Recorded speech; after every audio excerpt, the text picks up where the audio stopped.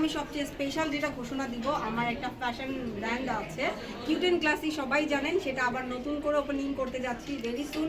আবার grand opening করব, সবাই আবার একত্রিত হব এবং আমার এই নারী উদ্যোক্তা হিসাবে আমি এই 2025 সালে নিজেকে সবার সামনে তুলে ধরব।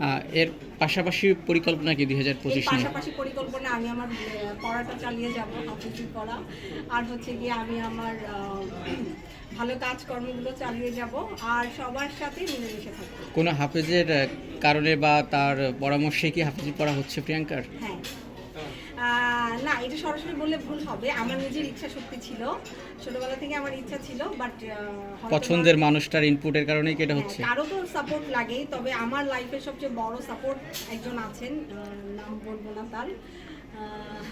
তো থ্যাংক ইউ সো মাচ। আমি জানি এই ভিডিওটা আপনি দেখবেন এবং আপনাকে অনেক ধন্যবাদ। আপনার এই সাপোর্টের জন্যই আজকে আমি হাফিজি লাইনে পড়া করতে পারছি। তিনি কি 2025-এ কি তাকে সামনে নিয়ে আসবেন কিনা? ইনশাআল্লাহ।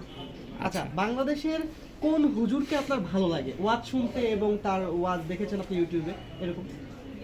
আমার ভালো লাগে সর্বপ্রথম হচ্ছে গিয়ে মিজানুর রহমান আজারি, আর তারপরে যদি কাউকে ভালো লাগে সেটা হচ্ছে হাফেজ নাজমুস সাকিব।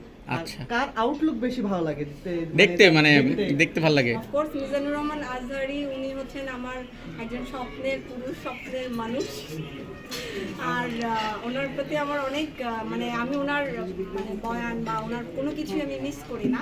আর এরপরে যিনি আসছেন নাজমুস সাকিব, ওনাকে আমার খুব ভালো লাগে, উনিও হচ্ছে বিশ্বজয়ী কোরআনের হাফেজ। আপু, যদি এবার একটু কাজ প্রসঙ্গে আসি, ব্যস্ততা আসলে কি নিয়ে চলছে?